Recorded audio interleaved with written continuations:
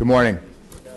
Today is Tuesday, June 27, 2017. This is the regular meeting of the Los Angeles Board of Police Commissioners. Madam Secretary, please call the roll. Good morning. Let the record reflect Commissioners Johnson, Figueroa Villa, and McLean, Hill, and Goldsmith are present, and we have a quorum. Number one on the agenda, consent agenda items. We do have a comment card for 1B. Okay. Would any of my fellow commissioners like any of the other consent agenda items pulled? Okay. Can I have a motion to approve items 1A, C, D, E, F, G, H, I, and J? Do I have a second? All in favor? Aye. Aye. Any opposed? Thank you. Okay, Let's call the comment for item 1B, please. For 1B, we have Ted Hayes, and this is relative to a monetary donation in the amount of $690 from the Los Angeles Dodgers for the benefit of Metropolitan Division Cadet Post.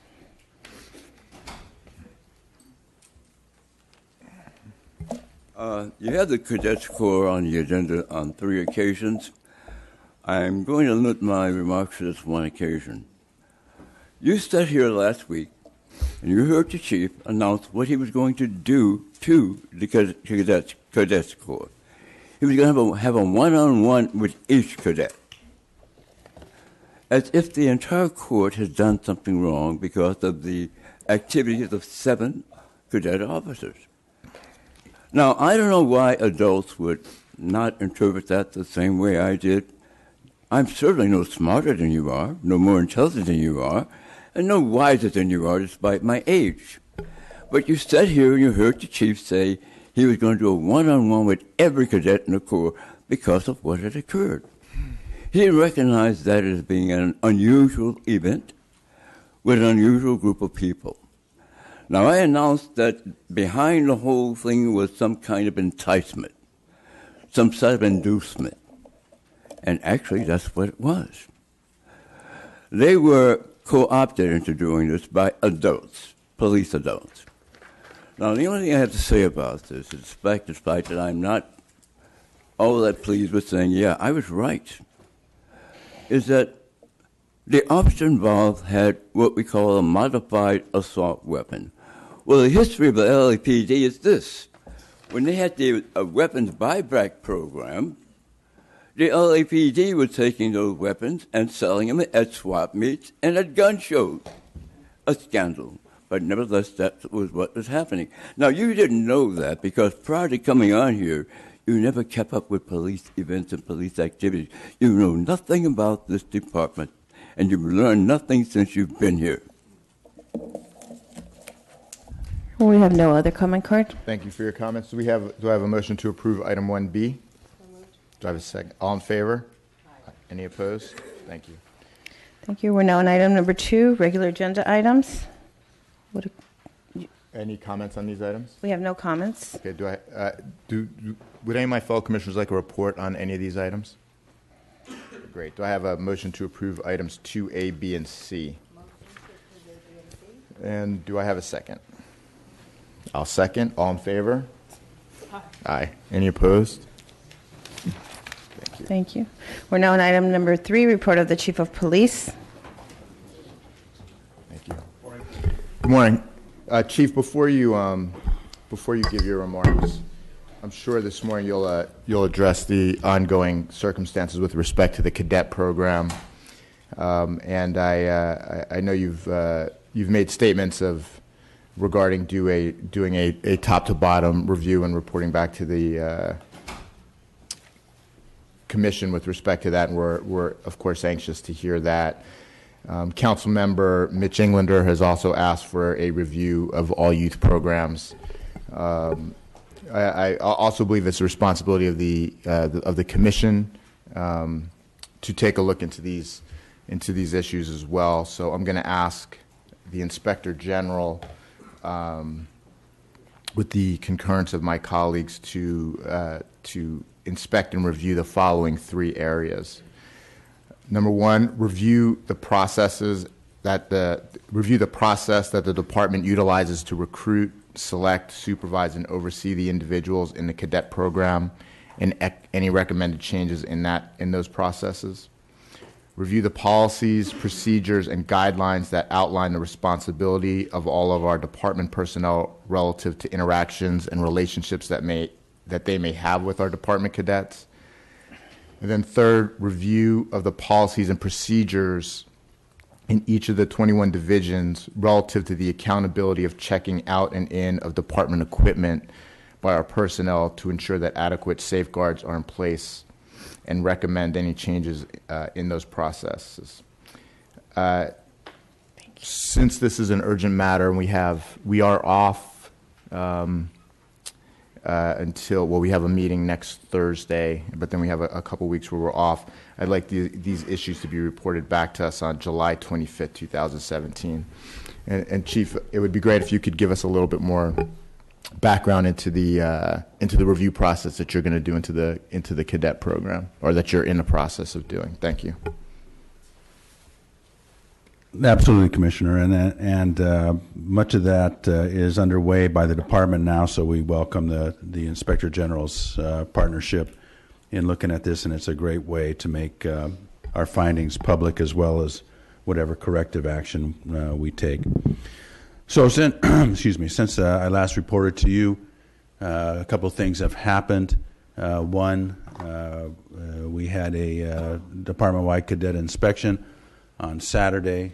Commissioner Figueroa Villa attended, as well as several thousand parents and about 1,300 cadets.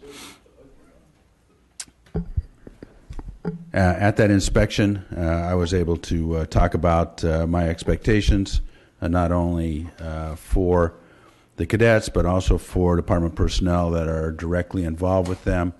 I also took it as an opportunity to speak to all the youth service officers, the people that directly supervise the cadet programs in each of the cadet posts. I got a chance to talk to the commanding officers that oversee the divisions, and also to a lot of the parents. So those were good things. And we talked about the need to commit to creating a safe environment for our children, and to having a program that prepares them not only for the possibility that they may be a police officer, but also for the definite occurrence of their progression into adulthood and whatever they happen to choose to do outside of police work, and make them better prepared for that. So we talked about all of that, and it was a good chance to look at every cadet in the eye and commit to them that we were going to treat them like our own, and with their best interests at heart, move forward with a program that has made a tremendous difference in a lot of very, very difficult circumstances, and help develop leadership in the city of Los Angeles to young people. So that was a very positive thing. I've also directed a couple of actions from my staff that oversees the general nature of the cadet program. One is to put out a department policy this week, or department directive from the chief of police. Obviously, it's not a policy until you approve it, but a directive from the chief of police that limits one-on-one contact between police officers and members of the cadet corps, and also limits social media connectivity between the two. Not intended to limit connectivity in a way that the youth service officers communicate to their cadet posts, which is largely via social media, but definitely limit one-on-one texting and those things, especially from folks that are outside of the chain of command of the cadet post. So those things are underway. Also, we have made very, very clear that cadets are not to drive LAPD vehicles, regardless of whether they're black and white or any other type. So those changes have been made immediately. I am meeting this week with all of our YSOs in a vertical staff meeting. I'm going to hear from them. And I'm also meeting in a separate staff meeting with all of our community relations sergeants that oversee our youth programs. And with them, I'll talk about some of these changes, and also talk about my expectations of the program, and get feedback from them on what they think would be the best ways to not only improve the program, but to make sure that we don't have a reoccurrence of any of the actions that happened last week. The department is moving forward with a criminal investigation relative to Kane. As was reported widely during the service of search warrants, multiple weapons were taken into police custody. Those weapons are being examined to see if they are legal in the state of California. I will report that there is some amount of them that we believe are not at this point. We're working with ATF, and charges relative to those issues will be filed with the district attorney as appropriate and when appropriate. Some of the other issues that we're working on is a continuing towards putting out a new manual for cadet operations. This has been in progress for quite some time, so we're going to adjust that to the new realities that we're dealing with in these programs and move forward with that. As far as the investigation into the use of police vehicles and the taking of equipment, we have accounted, as I said last week, for all of our police vehicles. We don't see any of those outstanding. We have not found anything in our investigation so far that leads to any other full-time department employees.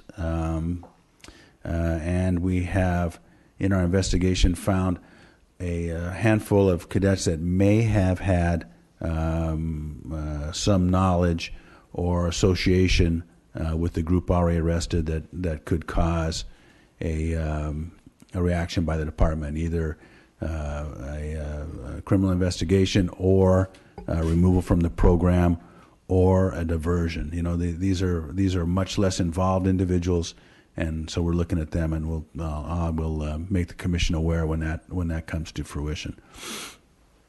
So a lot happened in just over a week, and we will continue to keep you updated. I think that it's important to recognize the value of the program. The nature of the young folks and their circumstance makes them puts them to a great advantage if the program works for them. So we think that it's important that it continues, but we want to make sure that our kids are safe and that they're not subject to a predatory action and not put in positions where they are likely to make the wrong decision. So we will make sure all that is attended to, and I'll report back to the commission. And we're also looking at the structure of the oversight of the program, and that will be something that I deal with as appropriate and make the commission aware when that happens. Thank you. I just want to reiterate that I remain a huge supporter of the program. In the 2 years that I've been on the commission, I've had an opportunity to interact with the cadets on many, many occasions, and these are good kids who are in the program for the right reasons and who are getting a lot of great skills, leadership skills, character skills out of the program. I've also had the opportunity to interact directly with a large number of the youth service officers who are also engaged in the program for the right reasons and really want to make a difference in these kids' lives, in the community.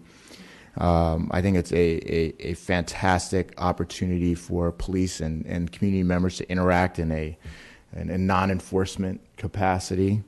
And we will fix what needs to be fixed, in my opinion, and this will continue to be a bright spot for the LAPD. Anecdotally, I was out to dinner with my family on Saturday night to a restaurant that I go to pretty frequently with my family, and the manager came up to me and he introduced himself, and he asked me if I was, he said, "I know you're president of the police commission." I said, "Yes." He said, "I just want to tell you that I was a cadet in my youth, and it is the reason why I'm here today, and it turned my life around." And he's like, I just really hope that the program continues. It's a great program. He had friends that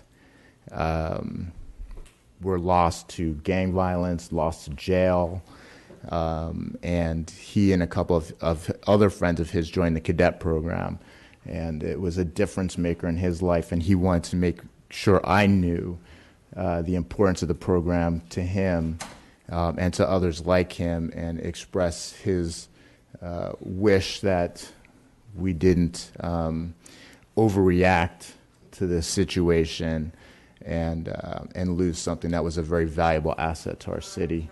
And I. Fire Charlie Beck! Fire Charlie Beck! Fire Charlie Beck! Okay, can we have order, please? Thank you. I assured him that it was the intention of myself and many of the other commissioners and people in the department that the program would grow stronger because of this. It would not go away. And that's great feedback, because I received many emails, personal calls, people reaching out saying basically the same thing, that the cadet program and its predecessor, the Explorer program, made a huge difference in their lives, including many current Los Angeles police officers. I had a police officer come up to me at the cadet inspection. His children are in the program. He was in the program. You know, he sees it as one of the things that truly formed the character of his family. So we want to make sure that continues. You know, you brought up the youth service officers. You know, I think that one of the things we may find out is that it's time to put our money where our mouth is and look at that position in a higher stature within the department. I think it's important that we not only attract the best of the best for that, but reward them for their participation. You know, and make sure that they hold the appropriate amount of esteem within the organization. And you know, that may be one of the things that we look at. You know, we may look at a stronger centralized control model through the geographic bureaus and through the chief's office, and a couple of things that I think will make a difference. You know, but it comes down to character and oversight, and you know, making sure that we help instill character in the people involved in the program and in the police officers interact, and then make sure we have appropriate oversight to ensure that character is exercised appropriately. So we will continue to do that, and I think that the program will emerge from this stronger than ever. At least that's my goal. Great, thank you. You need to push the buttons.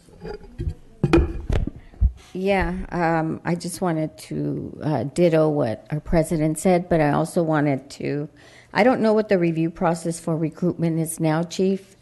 However, when we bring that report back, those that aren't selected, if there is something we can do to refer them to other places, because I know many of the cadets that I've spoken to, they can't find other maybe nonprofits or parks or other places for them to go.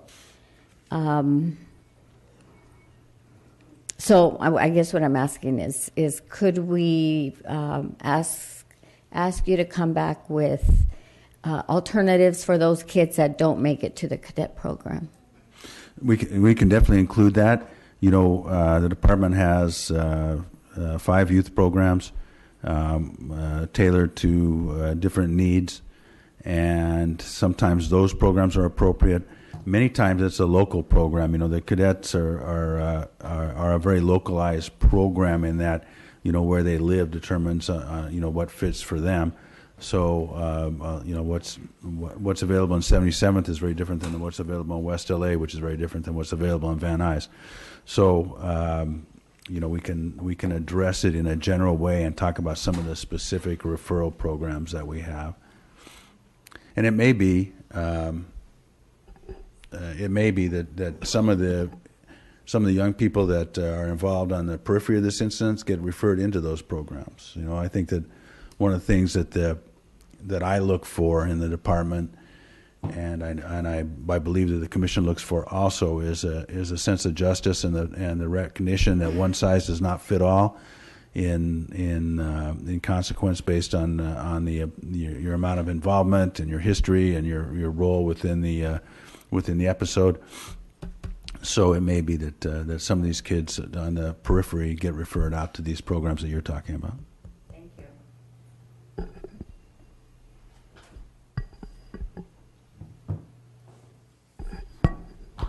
you. Any other questions relative to the program? I have just a couple other things from my Sure. report.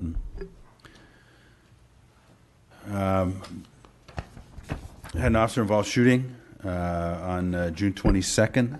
The Hollywood area uniformed officers responded to a battery radio call at 7245 Hillside Avenue in one of the apartments there. Officers were met by the victim in front of the apartment complex. The victim advised that a suspect was his roommate, identified that individual as Santino Trevino. Officers were directed to the victim's apartment, and the officers responded there to investigate the battery allegations. When they responded there, the suspect produced a handgun. Mr. Trevino produced a handgun, resulting in an officer-involved shooting. The suspect retreated in the apartment and then revealed himself on the balcony, came back out on the balcony with a handgun, and an officer-involved shooting occurred at that location, resulting in his death. A loaded handgun was recovered at the scene. No officers were injured, and our force investigation protocols have been initiated in this incident. As far as crime goes, we're at a 1.6% increase in violent crime and a 1.1 increase in total Part 1 crime, just under 1% increase in property crime, about a 4% increase in number of victims shot. Gang crime overall is down about 8%, but gang homicide is up 5.1%.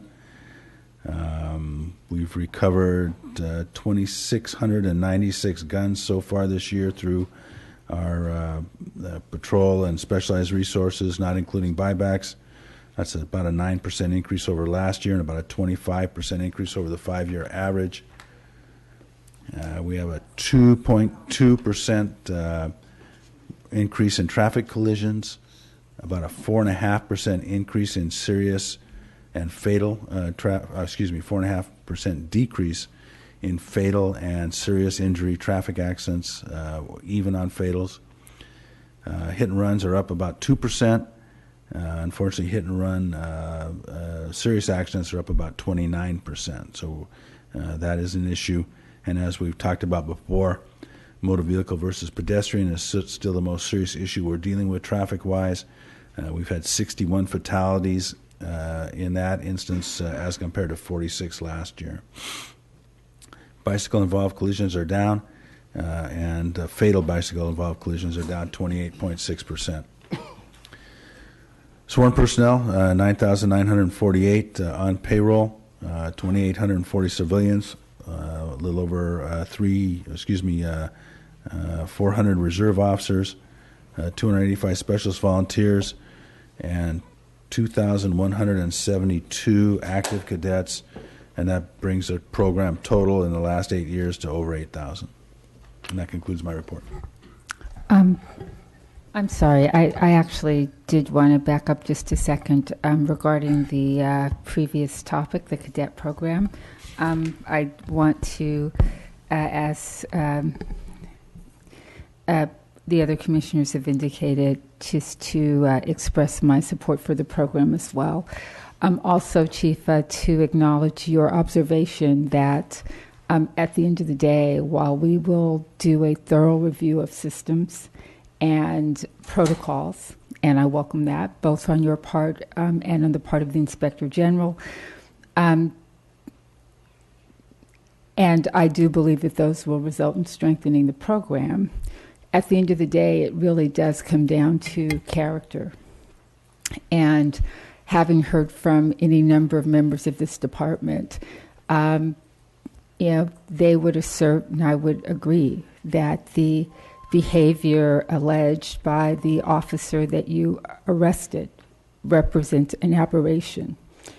What I would want to say, though, is that this underscores the need for members of our department to practice the thing that they preach. If you see something, say something. And I remain a little unresolved around the lack of indication internally. And I just want to say to the department writ large, there's a lot of pain associated with these kinds of episodes. And I know a lot of distress regarding the blemish that it cast on members of the department, and that people feel that deeply. But if you see something, you got to say something, or this is what we risk. So my observation, so I just wanted to make that observation, and to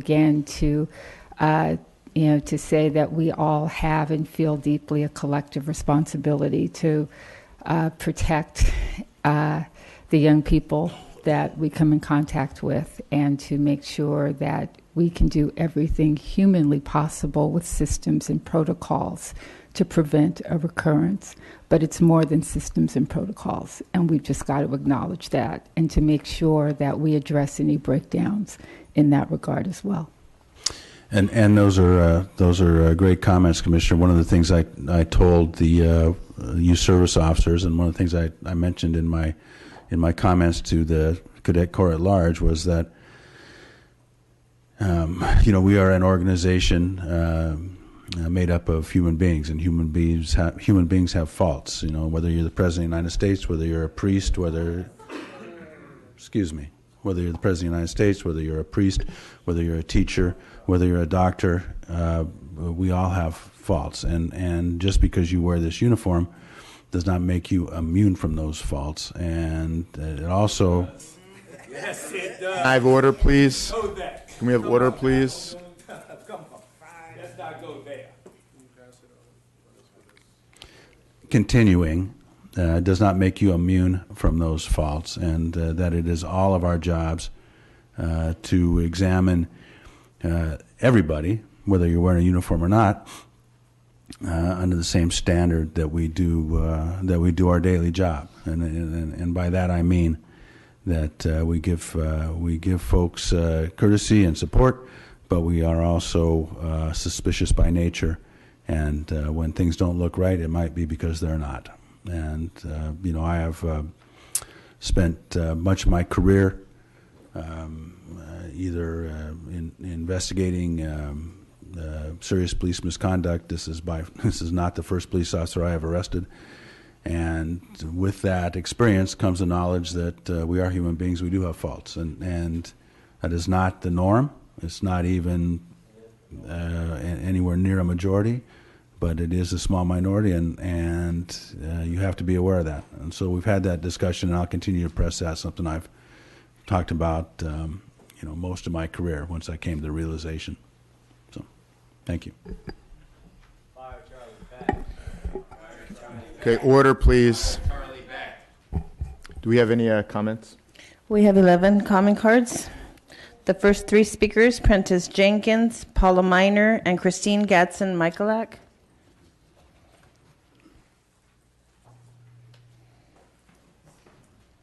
Prentice Jenkins, founder of Peace Between Residents and Police. Good morning. Good morning. Good morning, Commissioner Johnson, Chief Beck, Commission. I am still in favor of the cadet program. But remember this, when you put adults with kids, you're going to have some significant incidents. I remember a few years ago they said they were going to build a school in the valley. And it was going to have 6th graders to 12th graders. First thing I said was, dang, if they put 6th grade girls with 12th grade boys, they better put a nursery in that place, because that's what's going to happen. I remember as a 7th grader, 6th grader going to the 7th grade, we had our high school on this side and our middle school on the other side. The only thing that separated them was a football field. That was 1971. They actually had the 12th grade boys would come over, 12th, 11th, 10th, 11th, 12th, come over to get these young, fresh, new, right out of grammar school girls, and they come to the front of the windows, first floor, and call the girls over and say, meet me after class. I watched it, right? And I heard, I'm in the 7th grade. The hell am I going to stop it? I'm in the 7th grade, too.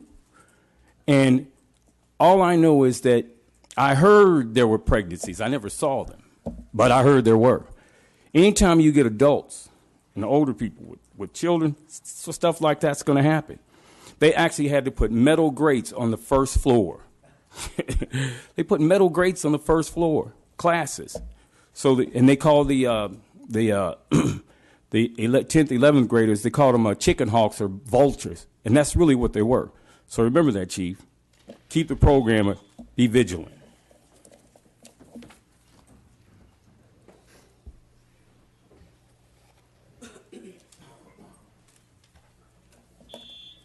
Paula Miner, Black Lives Matter. Good morning. We are angered as you attempt, Chief Beck, to explain away and minimize the scandalous practices that occurred under your watch at LAPD.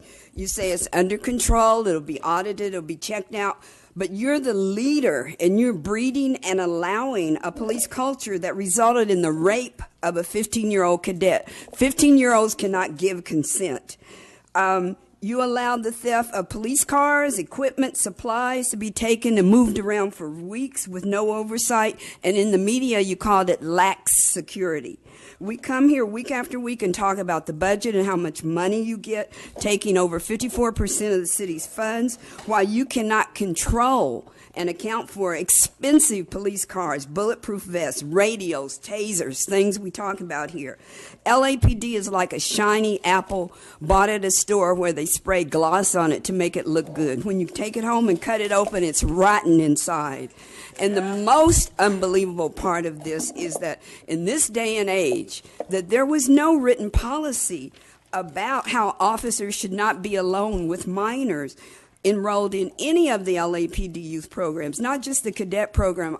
It's amazing. Every preschool, every school, every club, Boys and Girls Club, Girl Scouts, have written policies about the relationship between adults and minors, except our law enforcement, LAPD. There was no policy saying don't rape minors at LAPD. LAPD policy, as we see it, is do whatever you want to do, just don't get caught. And we say, shame on you, Charlie Beck. Shame on you, fake civilian commissioners who sit here and rubber stamp and co-sign every lie of LAPD. And shame on our Mayor Garcetti for allowing this whole circus to exist. And as we said 1 year ago, fire Charlie Beck. That's the solution. Fire Chief Beck. Fire Chief Beck. Order, please. Thank you.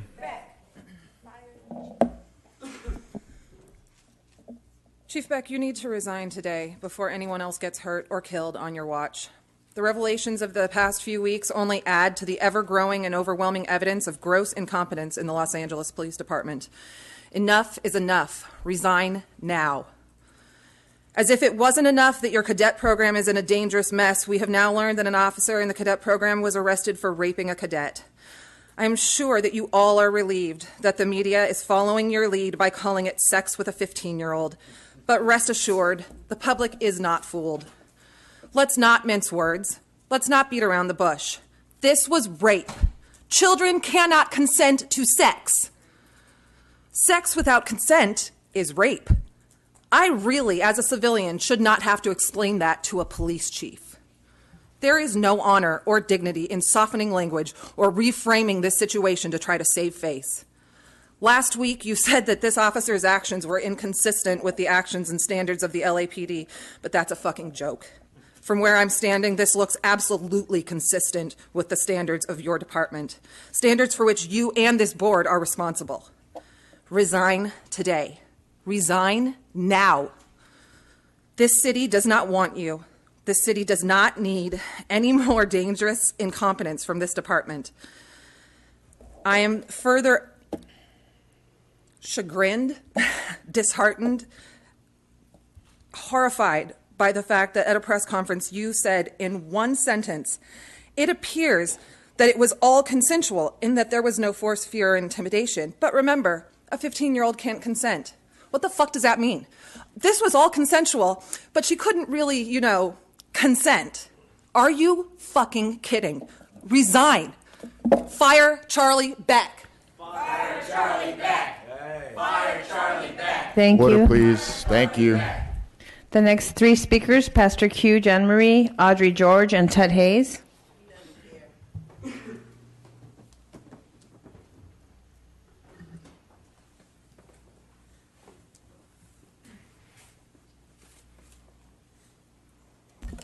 Good morning. Pastor Q. Good morning. The Church Without Walls, Skid Row. Theodore Roosevelt, our 26th President of the United States, said, Americans learn only from catastrophe and not from experience. Once again, we see that what happens when you don't have a youth development department in Los Angeles, and then you turn our youth over to law enforcement to develop them. Speaking of youth, in the Bay Area not too long ago, a teenager was passed around by several Bay Area police departments. The chief of the OPD had to resign. The police department was already in receivership, and the mayor had no choice but to push for a civilian oversight commission with power, true civilian oversight with power, and it passed by 82% of the vote because Oakland had become a catastrophe. Now in Los Angeles, we have the same type of event happening, violating teenagers on top of the other issues that we come here to discuss or just to speak into hot air, because I know we are looked at as a group of marginalized individuals who have extreme views. But keep doing this and the public's eye will be open. I agree with the chief. I know you guys are surprised that humans are flawed. So since you are human and the uniform does not immune you from fault, that's why we believe the LAPD needs appropriate oversight. It does not have appropriate oversight. Audrey George. I'm here to talk about the scandal, full-blown scandal with this cadet program. You're taking children. You're messing with their heads. This exemplifies like all the problems you have in this community anyway. I've been to events where there was a police present, rallies, festivals, joyous places. I've seen these officers letting children play with their toys, sit on their motorcycles, check out all their equipment. How is it that you could not feel that this messes up their minds? This rape of a 15-year-old, we all know that rape is not about sex. It is about power and control. This abuse of power and control by police officers, do you not see that it happens to black and brown people in this community in so many other ways? Your police officers are control freaks, uniformed, armed control freaks. We need to fire you, Chief Charlie Beck. And I just want to conclude, Cynthia McLean Hill and your comments about see something, say something, do you never listen to the community when they come here and talk about how that kind of policy creates such distrust in the community, is so divisive, is so destructive, has people spying on each other, reporting each other, afraid to know who to trust in their neighborhoods. Shame on you.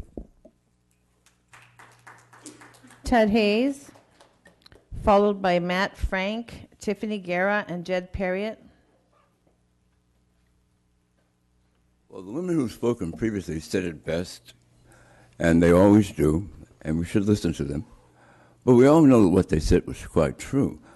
I have no idea what the chief's remarks were in regards to this program, but if you know anything about the history of this department, you know this is not the first time these incidents between adult police officers and cadets have occurred. What happened the first time it made the headlines? The scandal broke. What action did the Board of Commissioners take, or did the chief take? Not the same one now, but another chief. What did they do to safeguard these children? How could this happen again? Now, I understand the information about the relationship was lifted from the phone of the child. Have they checked that officer's phone? More importantly, this seems to be a breakdown. I was very disheartened to find that we lost the Boy Scouts, and I think you all know the reason why we lost the Boy Scouts. I know what Boy Scouts do. They connect children with reality, how to survive, how to do things, tie knots, row a canoe, whatever. I have no idea what they teach these children. Do they teach the children in Cadet Corps fingerprinting, DNA collection, with a profile of criminals? What do they teach these kids? What is the purpose of this program other than being a paramilitary organization? Follow orders. So we have to explain why this program is necessary and what its use is. I understand most of the cadets never even go to the academy. They don't become police officers. So what experience do they have in this Corps that makes them a useful public human being? Matt Frank. Morning. Good morning. A veteran of the LAPD raped a 15-year-old, right? A veteran. 10 years, 15 years, 20 years. I think that we can all assume, if we zoom out a little, that this is not a single character flaw or a single mishap, right? That the things that allow this person to do something like this are a part of their personality. They're a part of their personality that defines the way they do everything in their job, whether it's interacting with the public or other cadets or other officers. We talk about character as if it's an individual issue, but culture is the problem. We talk about rape culture. Rape culture is a culture in which people protect each other, and especially men protect each other from accountability. This sounds very much like something else. The blue wall of silence. The blue wall of silence is exactly what rape culture is. If we talk about integrity, if we talk about the ability to say something, to speak out when we see something that's wrong, but we value our position as men or officers over the ability to have integrity, which is to do the right thing despite it being incredibly difficult, that is fostering rape culture. And rapists don't exist on their own. They come from a culture of this. There's a reason that police officers have a rate of domestic violence that is 2 to 6 times higher than the general population.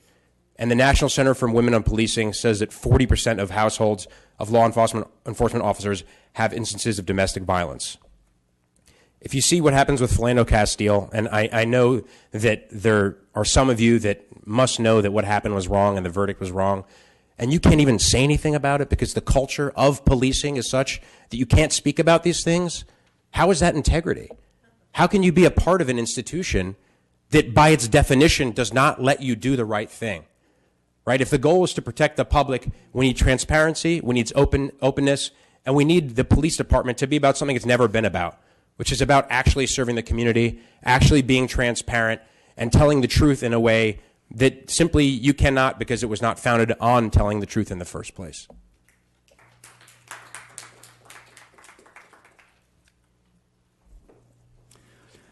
So in California, a person must be 18 to consent to sex.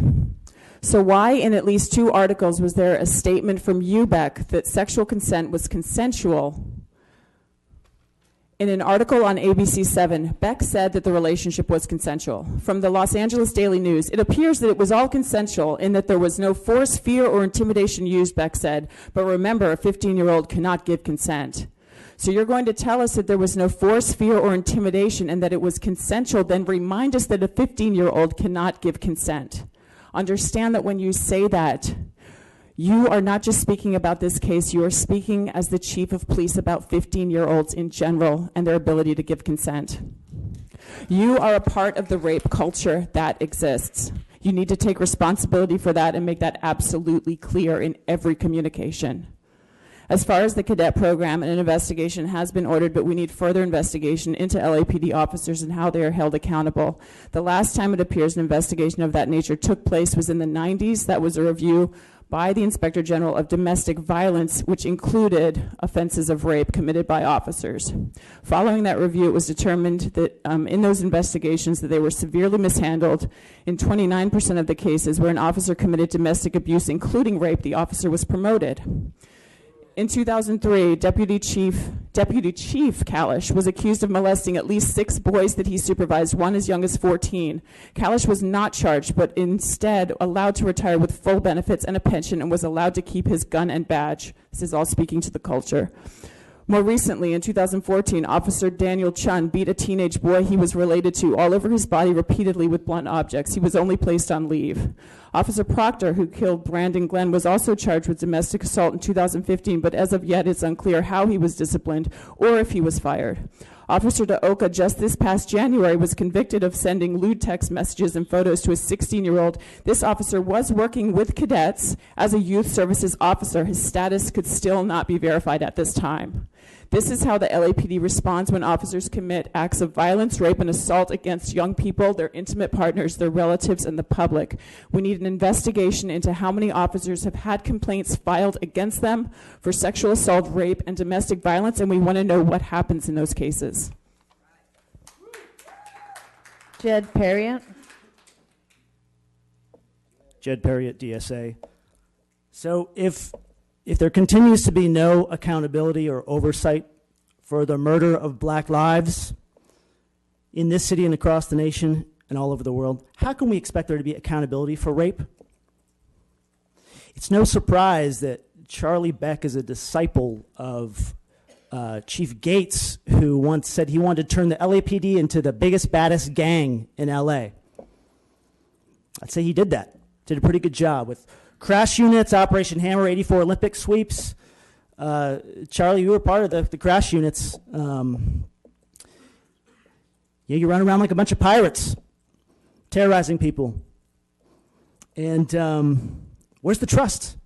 How can we expect you guys to serve us when this behavior continues? And I'm going to give you an example of how there is no trust in the communities. I was in Echo Park a year ago at night, and a young black woman walked by me with tears streaming down her face. She was trembling, and I turned to her and I said, "What's wrong?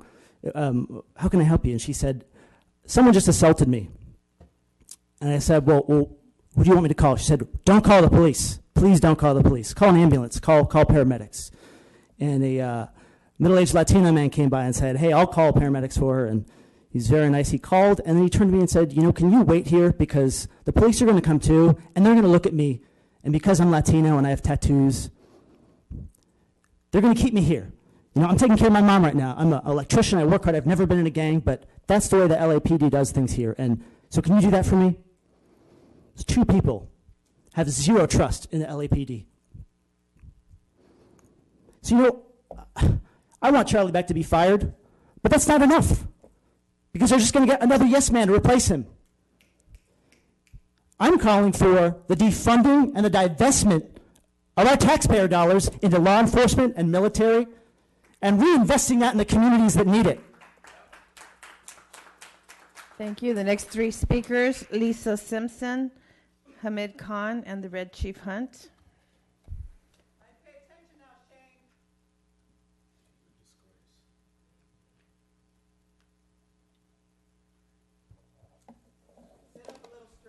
Good morning. My feelings is hurt. Y'all some cold people. Y'all know that? Y'all sad. So y'all really gonna have a meeting about my son today and didn't inform me, period? It ain't bad enough that y'all killed him? Charlie Beck, you said it was 3 officers. 3 on my son's death. It's 4 officers. This shit is sad, homie. This is really sad. This is sad how y'all sit up here and play games with people's lives. And y'all think this is real good, huh? You looking stupid because you are stupid. I don't want you fired. I want you prosecuted because you are part of this murderous scandal that's going on in Los Angeles. I love my son. And y'all gonna have a meeting about my child and don't tell me? Where's y'all humanity at? All y'all need a psych evaluation because all y'all are some crazy people. Something is wrong with every last one of y'all on this panel. God needs to condemn you monsters. Y'all are monsters. But I promise you, Charlie Beck, I want you to look at me good in my eyes. I'm going to be the first black mother that get a conviction and a prosecution off your rogue pig-ass cops. I'm going to take you down, sir. I'm going to take you down. I'm going to take you down to where it won't be no more Charlie Beck on the streets. Charlie Beck going to be in jail with the rest of his murderers. Y'all really going to have a meeting about my child and not tell me nothing about it? What is wrong with you people? How do y'all sleep every night? How do y'all sleep every night? Y'all killing our kids and y'all having meetings about our kids and not even informing the person that had him. Is you my son daddy, Charlie Beck? Because his last name is Risher, it's not Beck. And you sit there and look stupid. Don't look at me stupid. You know what you're doing. You playing a very dangerous game, sir.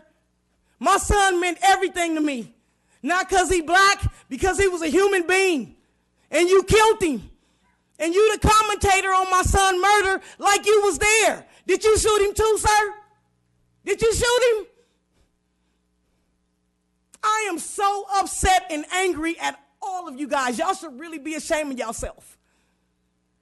Because if you was in my shoes, how would you feel? How would you feel, Charlie Beck, if they took your son away from you? How would you feel? This shit is ridiculous. Y'all killing us on the daily and y'all don't have no care in the world. Y'all destroyed my whole family by taking my son from me. Y'all will sit up here and have a meeting about my child and not inform the person that birthed him. How do you sleep at night? How do you sleep at night, Charlie Beck? All these deaths is on your hands and you're not doing nothing about it with your hand on your head. Like you thinking. What are you thinking about? The next kid you gonna kill? This shit is sad. Cynthia, you should be ashamed of yourself too. You ain't down for the people. You ain't down for the people at all. They killing us every day. And you sit up here and do nothing about it. And then you gonna say, speak out if you see something, say something. Do you know how many people spoke out on my son's behalf? And y'all sent y'all goons over there to interrogate these people. Y'all offered them money to move. Y'all put people out. Y'all took their cell phones. Why? If your police was in policy and did everything right, y'all didn't have to go over there and arrest them people. My son been dead almost a year. Y'all haven't told me nothing. I don't have a police report. I don't have an autopsy report. Chief Beck, all I got is a dead son. And you happy with that? Is you really happy with that?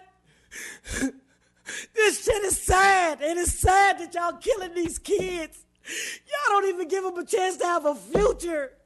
And why? For what reason? What are y'all gaining after all these deaths? What y'all gonna do, getting 4 officers a medal today? Yeah?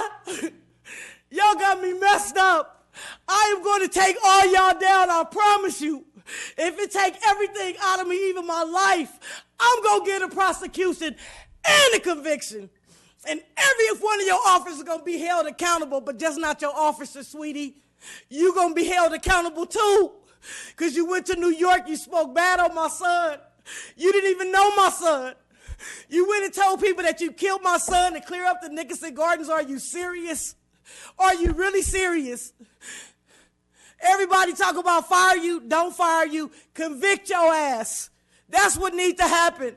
Because you ain't right, and you ain't gonna never be right. And the reason why you still breathing is because God gonna make you pay for all the wrongdoing that you have did to every parent that came into this commission board meeting. And Matt Johnson, don't you say my time up, don't you say nothing to me, because you allow it. You allow it, but you an entertainment lawyer, so what could you do to this killer right here? You can't do nothing to him. My son is dead. Y'all can't even tell me why my son is dead. All y'all can tell me is that my son was running. Is that a reason to kill a person for running? Can you tell me that? And then you're going to say my son was shooting at your pigs? How? And there's 4 officers on his goddamn body. How was he shooting? Did one of your officers give him a gun? Because let you tell it, big word man. Y'all found a gun in the proximity of my son's body. I ain't a dumb black person. You know what that means? The nearest motherfucking area. That's the projects. Anybody could have had that gun. Your officers probably put it out there. But you ain't going to put that out there, though. You're not going to put that out there. You tried to slander and defamate me, but when you check my record, there's nothing there. So there's nothing that you can say about me. You don't harass me because you have no reason to harass me.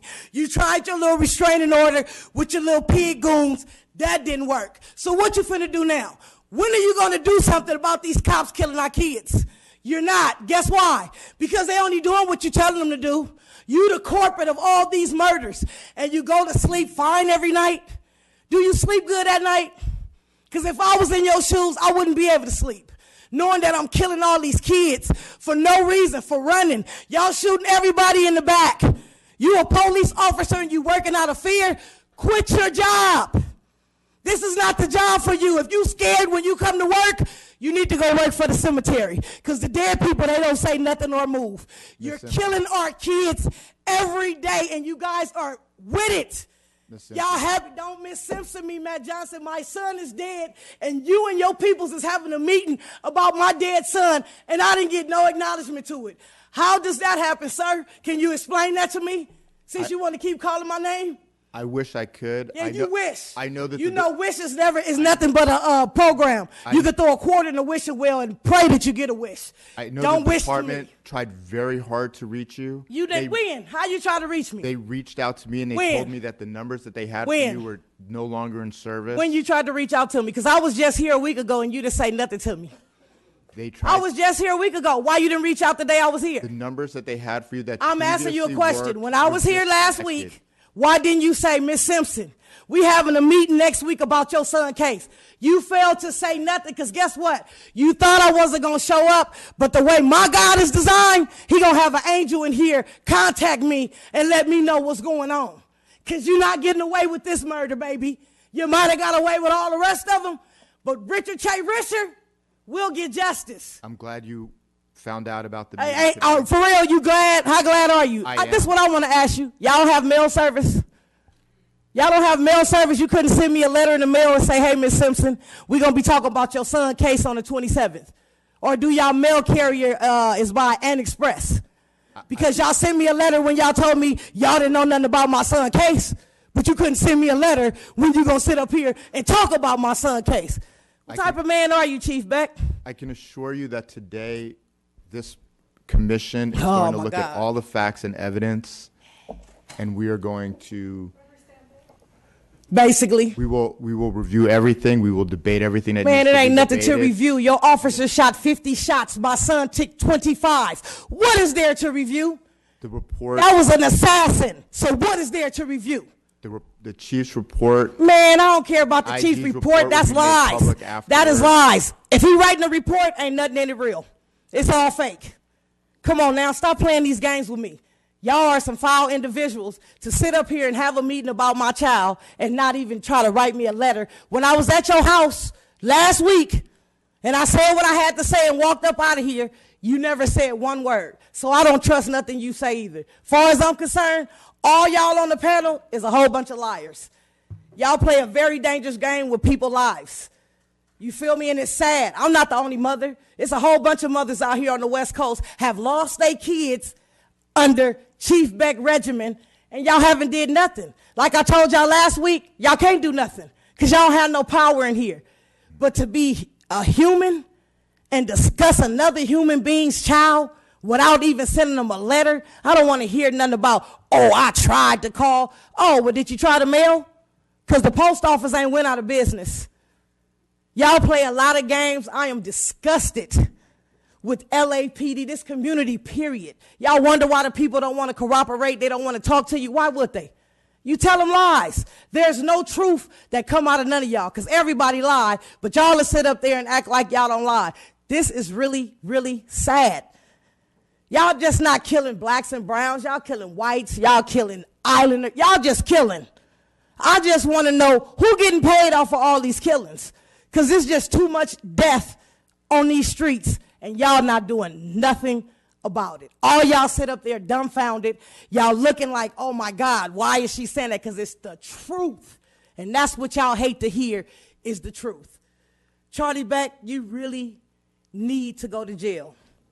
I don't want you to be fired because you're only doing the job that you was hired to do, but I want you prosecuted because your officers are only doing what you tell them to do. There's no transparency. There's no reforming.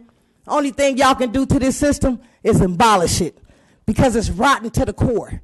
You can't reform a killer. You can't make a bad cop into a good cop. You just can't. And the saddest part about it is it might be some good cops out there, but we'll never know it. You know why? Because there's so many bad cops, the good cops don't even matter. How do you come to work every day knowing they killing kids and you just come to work and don't say nothing? You don't say not one word. You just go on with your day. And you know what your officers say? Oh, I just wear the uniform. What? So you just wearing the uniform, killing our kids, and we just supposed to be smiling. Oh, yeah, you killed our kid. Hooray, hooray. No hooray. No hooray. It's sad that you sit up there knowing that your officers killed our kids. You twitching your nose because you don't care. You do not care. You can't even put your toe in my shoe to understand how you devastated and destroyed my whole entire life. You lied. Y'all gave me a paperwork and said it was 3 officers on my son's head, but on this agenda it say 4. Y'all put a restraining order on me because I'm fighting for my child, so I was just supposed to be quiet, Chief Beck, and tell my family don't worry about it. That would have sufficed you? I ain't that type of sister, bruh. I ain't gonna never shut up. I'm never gonna be quiet so you can tell your officers, your 4 officers that you're trying to give a medal today that killed my son, they gonna have to kill me too. Because I ain't shutting up. You won't gag me, none of that. I'm going to keep talking, and I'm going to let the world know how LAPD really get down. And what I'm really sad about, the most thing that I'm mad about, y'all black. And y'all can sit here every day knowing they killing our kids, and y'all do nothing about it. Y'all do nothing about it. Matt, I am really disgusted in you. You the president. They gave you the president position for what? You ain't working it. You ain't the president. You a yes nigga. That's what you is. You ain't a president. Because if you was a president, you put your foot down. But I know why you not putting your foot down. Because it ain't hit your neighborhood yet. It ain't your kid. It ain't your nephew. It ain't your niece they out here killing. So you really don't care. But guess what, baby? You know what they say, what goes around comes around? And history repeats itself. They ain't did it to you yet, but they don't know your whole family. They don't know your whole family. But yet y'all sit up here and agree what this man's saying, and they killing our kids every day. Every day a black kid is being killed. Every day a Mexican kid is being killed. Every day. And y'all come here every week with dumbfounded looks on y'all face, and y'all don't say nothing to this man. Y'all patting him on his back. Oh, good job. Kill another kid next week so we can have another mother up in here. Y'all sad. Y'all is really, y'all sad. Don't tell me okay, because I'm going to say what I want to say. I don't care about the time, because my son is dead. Do you care about that? I understand that. Do you care about that, though? Okay, you understand it, for your loss. But do you you saying that? I ain't heard him say he was sorry. I ain't heard her say she was sorry. I ain't heard T. Fank say he was sorry. I ain't heard Cynthia say she was sorry. But guess what? You are sorry. Hopefully at the end of the day. You are the sorriest black man I've ever met in my life. You have a good day with your sorry ass.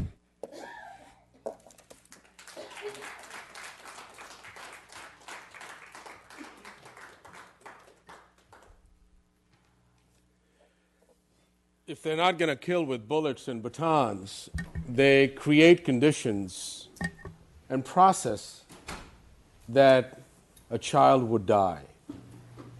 Pedro Cheverria is 18 years old. He was shot 4 times by the LAPD on June 8th at 3:20 in the afternoon. Officers Anthony Lanza and Jared Barahona. The 4 shots were bullet wounds to the liver, bullet wounds to the stomach, which was separated from the esophagus, bullet wound in the arm, and the spleen was destroyed. It took 3 surgeries, and open stomach surgery and several other surgeries to keep him alive. Yesterday, Pedro had a hearing in the courthouse. And initially we were told that Pedro cannot leave the hospital, so he may not be able to make it. But Pedro did come. But guess what? After the hearing, apparently, they have taken him to county jail. Didn't take him back to the hospital. Took him back to county jail. A place that is notorious for murdering people. A place that is notorious for executing people. So if it's not the bullet or the baton or the kicking, it is the conditions, it is the process, it is the plan, it is the intent to cause harm. That is what is going on. That is what is going on. Speaking about the rape of a 15-year-old, let's look at their own records. Let's look at their own records. In a 3-year time from 2012 to 2014, 30,782 reports of conduct unbecoming. 30,782. Out of which 269 domestic violence, 641 false statements, 176 sexual misconduct, and 6,637 conduct. Thank you for your comments. How many are sustained? 8%. These are the people who are a disgrace to our community. Okay, thank you Shane for your Goldsmith comments. is a disgrace to the social justice. And they're a disgrace because they are. Call the next speaker, please. The next speaker, please, the Red Chief Hunt. Shane Goldsmith, you really are a disgrace. You are absolutely a disgrace and you should resign.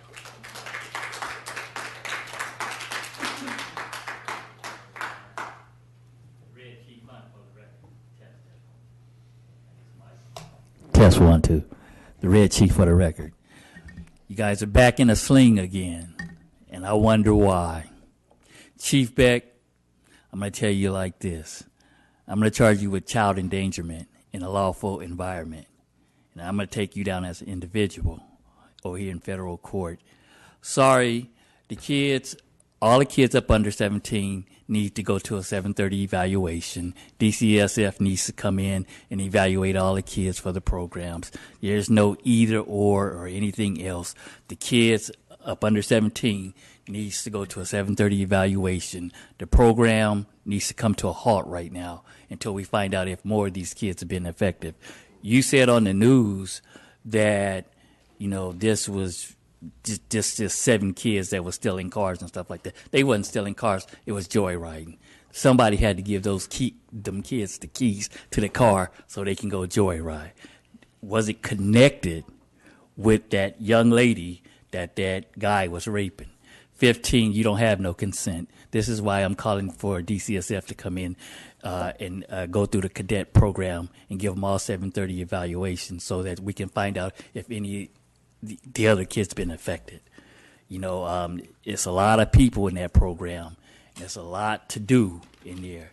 You have a lot of officers that people don't trust. I'm sorry, but DCSF need to come down here and their parents need to call them. And I'm going over to see Mark Ridley Thomas and everybody after I leave here and ask that the 730 evaluations be properly done for the kids up under 17. That's the proper way to do it. The Red Chief Hunt. There are no other comment cards on this item. We're now on item number 4, general public comment. We have 13 comment cards. The first 4, Prentice Jenkins, Christine Gadsden, Akili, and Brian Newton.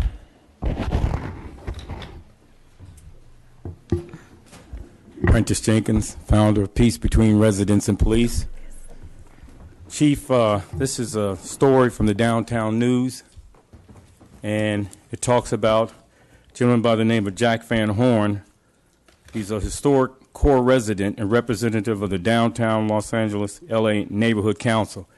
he confronted drug dealers.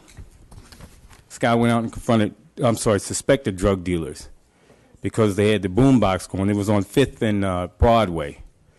And I know 5th and Broadway real well. There were drug dealers before they actually built the Rite Aid, the drug store. The drug dealers, the drug store got in the way of the drug dealers because the drug dealers were there first. And this guy, look at his eye. They beat him within an inch of his life. They didn't, but he was filming them, and he was filming another guy, and the other guy told him to stop filming, and he didn't stop filming, and the guy jumped him and beat him. I don't know whether his eyes actually put out or whether he's doing this for, theatrical reasons. All I know is this, that downtown has changed. I was on a block that I didn't know that block. I'd been on that block I'd walked down that block for years. I've been downtown since 2007. And it was 8th and Flower. But I was confused and disoriented because they built new buildings. I didn't know where I was. I had to keep looking at the sign to make sure I was where I was in the right place. Gentrification has come to downtown. Gentrification means, this is what gentrification means. It means white, wealthy, half straight, half gay. That's what gentrification means. And that's what you have down here. And they're not Trump people. They're liberal white people.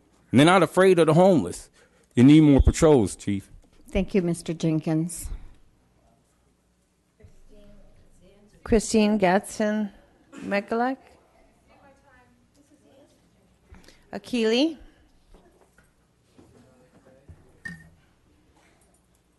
Let me thank you all who come here every Tuesday and make your voices heard. I have sat here many Tuesdays and wanted to leave because I didn't think that what I would say would be heard. So I want to thank you all for doing it. I know it's difficult, and I know that sometimes you think, why am I here? But Richard Rich's mother, I think, summed up why I'm here. Her willingness to share her pain, her willingness to try to communicate to the rest of us the pain that she is going through.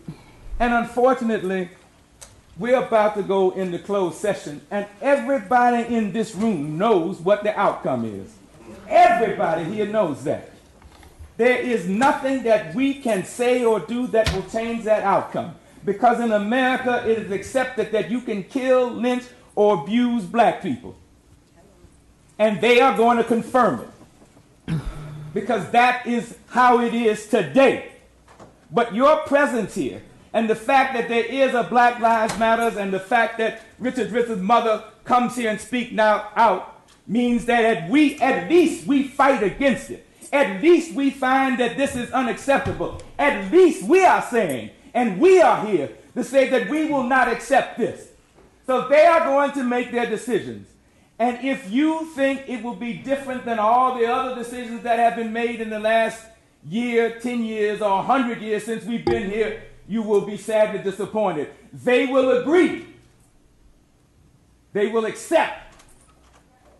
And they will hold no one accountable for killing a black person in America.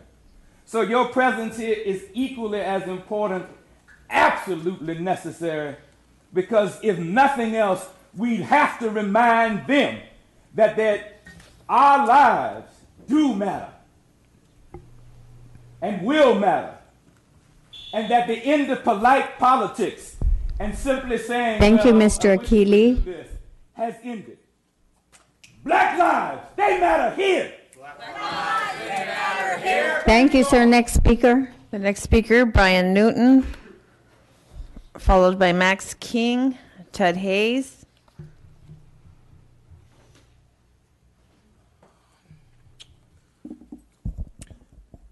Every time I have to come up here, it's just kind of a further indictment of this board and this police department that, as I mentioned last week, I am actually the son of an LAPD officer, retired 25 years, self-traffic.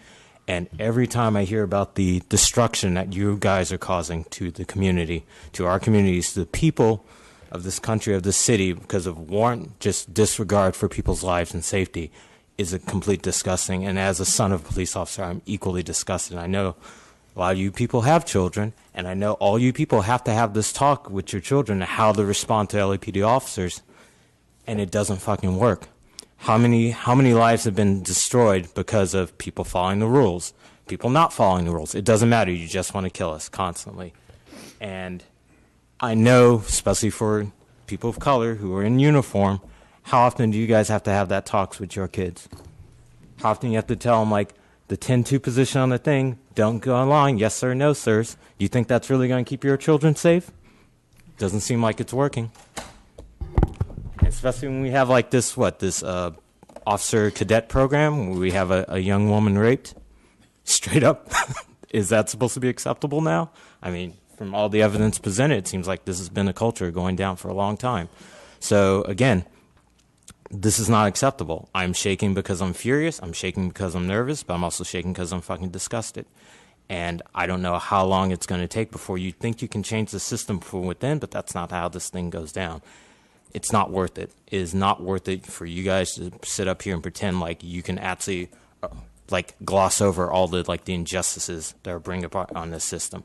And I know you people think you're just doing your jobs because you put on a uniform, but really, I'll put it bluntly, when we're talking about fascism, the Nazis just put on a uniform and did their job. It didn't make anything they did right or acceptable. So we need to end the system. We need to end white supremacy. And I don't think any of you guys are really down for that or down for the people. That's all I have to say today. I'll be back. Thank you. The next speaker, Max King. Good morning, everybody. Good morning. Thank you for letting me speak.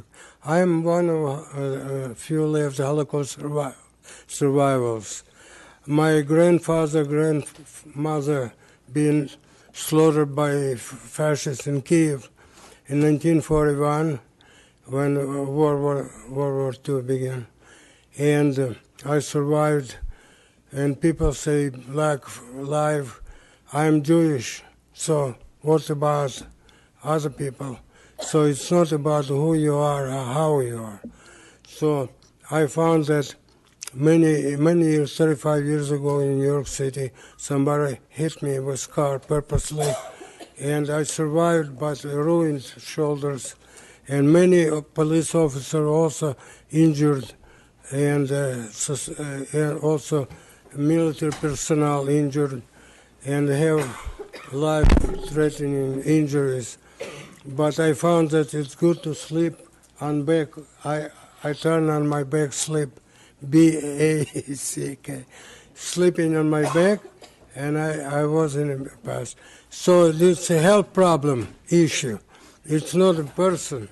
And if we change our lifestyle and rest, because when daytime, our front is our face. When we sleep, my back is my front, and my face is my back, so it's backward. So change our lifestyle is important, and then blame other people. Blame ourselves first. Thank you. Thank you. Ted Hayes, followed by Luxembourg, and then Matt Frank.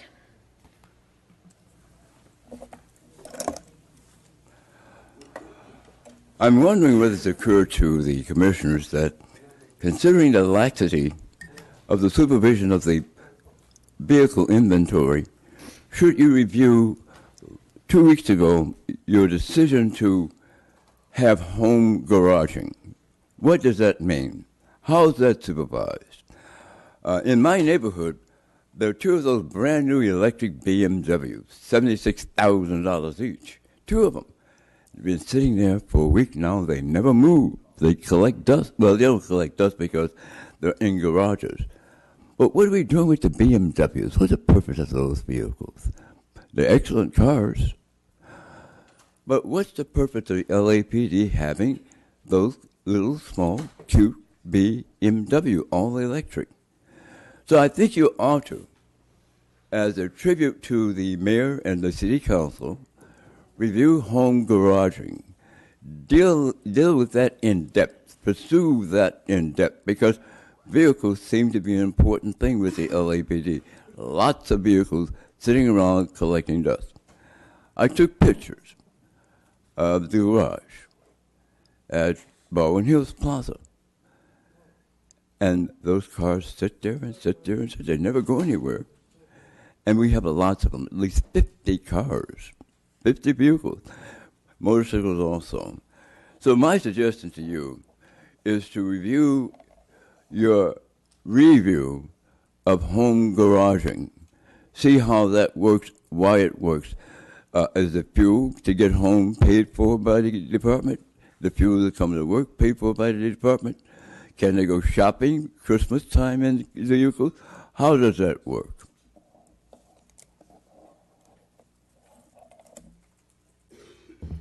Thank you for your comments. All right. I'll keep this brief. Cops protect the colonizers. The system, by the inherent nature of human power dynamics, will make even the best person a bad cop. No matter how militarized you all are, crime will never stop, as laws are significantly defined by the powerful, and people commit crimes out of material neglect, not because they are inherently evil. Your service is like what James Madison said, that the role of government is to protect the opulent few from the masses, aka inherently anti-democratic. Oh yeah, fire Charlie Beck. Thank you. The next three speakers, Matt Frank, the Red Chief Hunt, and Jamie Garcia. Afternoon. Another reading here from The New Jim Crow by Michelle Alexander. Those who claim that mass incarceration is just like Jim Crow make a serious mistake. Things have changed. The fact that a clear majority of Americans were telling pollsters in the early 1980s, when the drug war was kicking off, that they opposed racial discrimination in nearly all of its forms should not be dismissed lightly. Arguably, some respondents may have been telling pollsters what they thought was appropriate rather than what they actually believed, but there's no actual reason to believe that most of them were lying. It is more likely that most Americans by the early 1980s had come to reject segregationist thinking and values. And not only did they not want to be thought of as racist, but did not want to actually be racist. The difference in public attitudes has important implications for reform efforts. Claims that mass incarceration is analogous to Jim Crow will fall on deaf ears and alienate potential allies if advocates fail to make that clear, that it was not meant to suggest or imply that supporters of the current system are racist in a way Americans have come to understand that term. Race plays a major role, indeed a defining role in the current system, but not because of what is commonly understood as old-fashioned hostile bigotry. The system of control depends on far more on racial indifference, defined as a lack of compassion and caring about race and racial groups, and racial hostility, a feature that it actually shares with some of its predecessors. All racial caste systems, not just mass incarceration, have been supported by racial indifference. As noted earlier, many whites during the Jim Crow era believed that African Americans were intellectually and morally inferior. They meant blacks no harm, but believed that segregation was a sensible system for managing a society comprised of fundamentally different and unequal people. The sincerity of many people's racial beliefs is what led Martin Luther King Jr. to declare, "Nothing in all the world is more dangerous than sincere ignorance and conscientious stupidity." The notion that racial caste systems are necessarily predicated on a desire to harm other racial groups, and that racial hostility is the essence of racism, fundamentally misguided. Even slavery did not conform to the limited understanding of racism and racial caste. Most plantation owners supported the institution of black slavery not because of a sadistic desire to harm blacks, but instead because they wanted to get rich, and black slavery was a fast and most efficient means to that end. By and large, plantation owners were indifferent to the suffering caused by slavery. They were motivated by greed. Preoccupation with the role of racial hostility in earlier caste systems can blind us to the ways in the role of hostility, racial hostility, including mass incarceration, has been supported by racial indifference, a lack of caring, and compassion for people of other races. So I think it's important to realize here that while our definitions of racism and racism that is institutional is very different than what it's been, that these systems, despite our intentions, and I do actually legitimately believe that most of you got in here with the good intentions, that these systems still operate. And they don't have to operate with our hate, but they operate with our indifference. And they operate based because that is how the tree was planted, and the tree is rotten from the ground up, and we need to fire Charlie Beck. The Red Chief Hunt, followed by Jamie Garcia. The Red Chief Hunt, for the record. It was one bright day when Chief Beck became chief of police, and I was watching him at the mayor's house when he came out and Viragosa said he's the chief of police. And one of his slogans were, we wasn't going to rest for no bullshit. Slowly, it went downhill. Second term, second generation, second everything. Well, I just want to remind you, I was arrested like 40 times for selling black soap. They spent almost 100,000 hours on me for selling black soap. I want to take you back to YouTube, the bird seed arrest. Arrested for feeding the birds. That's pretty damn low. But now you got bigger problems. You got problems, and you had problems in the Hollywood division when your guys were raping prostitutes. Now you got problems in the 77th division where your guys are raping children. When you put children at risk, then you lose all your integrity. Chief Beck, here's what I really have to say. You're responsible for it. And no matter how you look at it, as an individual, as Chief Beck in the Los Angeles Police Department, you can be held liable for that. That's endangerment to a child. And like I said, it's not the kid's fault. DCSF really needs to come in here and do a 730 evaluation on all the cadets.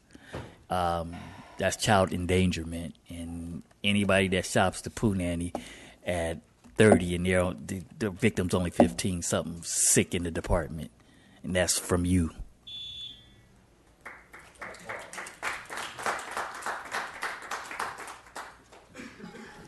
You have Jamie Garcia, followed by Hamid Khan and Pastor Q, Jan Marie.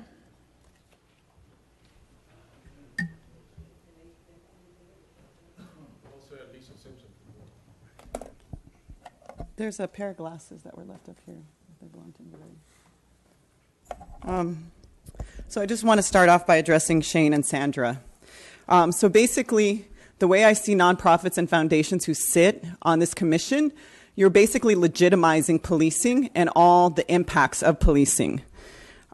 Shane, you failed to answer an email that we sent to you as a follow-up to a meeting that we had. And at that meeting, you requested that everything be off the record. And at this point in time, nothing is off the record. So what I'm seeing is that these commissioners, and you basically confirmed to me that you have no idea what's going on when you voted yes on a $4 million grant for the record management system, and you admitted to me you had no idea what the grant was about. You had no idea what the grant was about. So that shows to me that you guys, probably most of you, Matt, Sandra, you, Cynthia, have no idea what's going on. You don't read the consent items. You don't know where the money is going. So how are we to trust that you're going to even work in the interest of the people? So I just wanted to start off with that because it's been a while since I've been here, and so I've been thinking a lot about you guys, and I've been thinking a lot about why I spend my time in this space. So let's go back to who I am. So I'm a nurse, and we just heard about Pedro Echeverria. So I just want to put your children in this place now.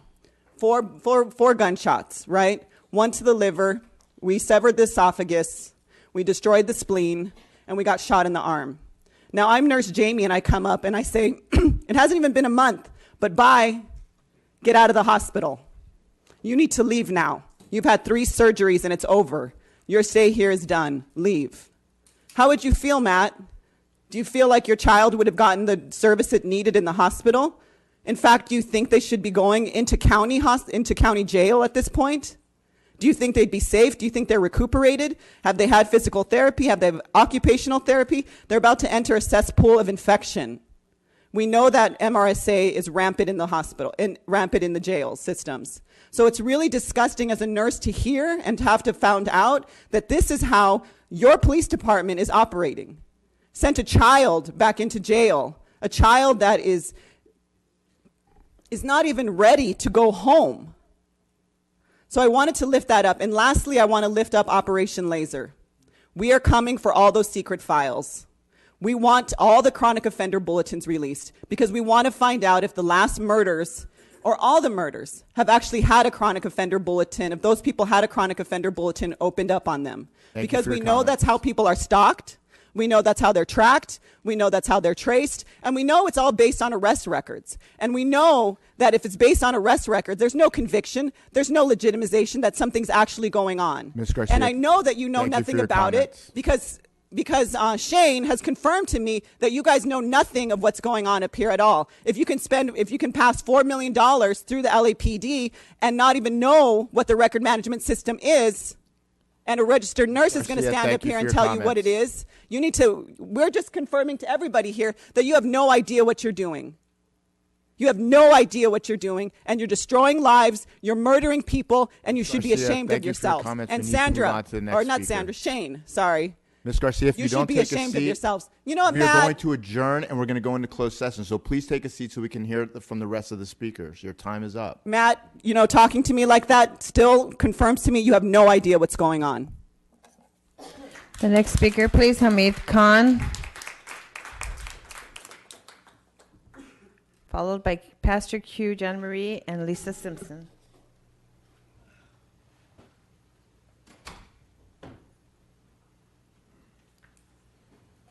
I think much has already been said by my colleague, Jamie Garcia. You're going to go into a closed-door session after this thing. And I think the question really comes back to the points that they were raising, that what is the trajectory of police tactics before the bullet hits the body? What is the trajectory of all these programs and practices? The question really is, and for Lisa Simpson as well, as a parent, was Richard, did they tell you, was he in the chronic offenders bulletin? Have they told you that they have been tracing and tracking and monitoring and stalking Richard Risher? Have they told you that there is such a thing as a laser program where they use this analogy of public health like laser-like precision? We're going to extract cancer out of our communities. So our children are considered cancers in this community. The Los Angeles Strategic Extraction and Restoration Program, that's what laser is. Ask any one of them, here she comes back again, ask Cynthia McLean-Hill when you go up. Does she even have a clue that what kind of question are they going to ask for this investigation? The bullet has already hit the body. The targeted killing and assassination has already happened. The cleansing of young black and brown men is happening. But what was the planning? What was the intent? What was the tactic used? Where does this arrest record come in? Where does your history move? What is the role of Palantir, that is the data processing system? What is the role of closed-circuit TV? What is the role of license plate readers? What is the role of stingrays? How was Richard stalked as he was moving around in his life, a young man just celebrating his life? What was that point of contact? What were the conditions on the ground?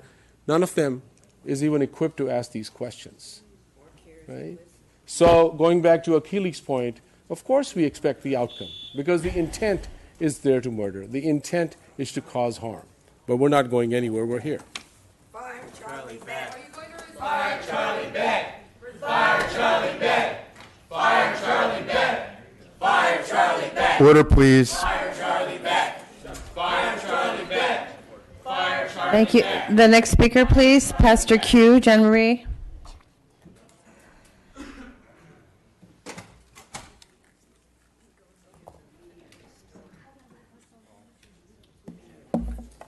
I know you guys are about to go into closed session, and I want to remind you that trust has never lived here.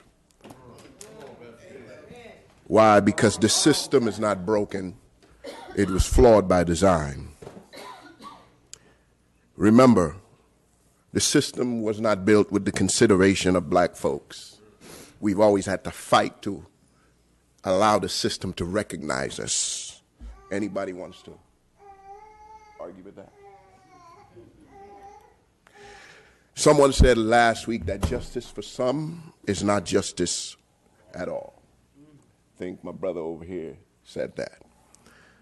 That was pretty good. 4 youth in D.C. was handcuffed because they were selling water. I got a song called Poverty Breeds Crime. And so 4 youths were handcuffed for selling water. Can you guess what color they were? Huh? Yeah. Handcuffed for selling water. And the officer said, we handcuffed them for our safety and their safety. This was in D.C. Philando Castile was shot, right? And killed. How many times was he shot? 7. Because when law enforcement sees us, they think it's a war. That's why everything is called a war. A war on terror. A war on crime, a war on drugs. What about the war on poverty? Poverty breeds crime. And these incidents, like Keith Richards' mother and Waukesha Wilson, we don't know what happened. They continue to confirm that the system is flawed by design. What happened to that 15-year-old girl who was raped by the officer, it shows us that the system is flawed by design. We need to dismantle it and rebuild something that's better for all of us. Lisa Simpson.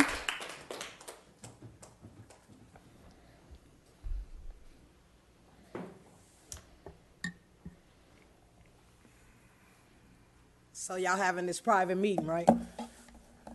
Right? Well, I can't sit down and listen to what y'all did to my son. Why it got to be private to me and I'm his mom? How do you have a meeting about my son and I can't be involved? So after this, you're going to put me out and just defamate my son's character, talk about him bad. You know what's the sad part about this whole situation, Matt Johnson? My son was in jail from the age of 12 to 17 for joyriding on a golf cart in Riverside County. They used my son as a crash test dummy. He was the first kid that they sent to Kalamazoo, Michigan for placement for joyriding on a golf cart. Your officers didn't know my son. My son got out of jail February the 24th, 2016. He turned 18 April 29th, 2016. My son was dead July 25th, 2016. So tell me what you really knew about my kid. Because I didn't live in Los Angeles. I've been left the city because I see the city ain't the city no more. So how did my son end up dead and y'all didn't know nothing about him? Y'all never met him. None of y'all officers never met him. He didn't even go to school out here. So how is my son dead, but y'all having this silent meeting and I can't attend? Y'all had a press conference when y'all first killed my son. Y'all didn't let me attend that either. You know, it's kind of strange to me that y'all keep shutting me out of everything because y'all know y'all wrong. And y'all trying to make y'all wrongs right. Not in this situation. 4 officers, 50 shots.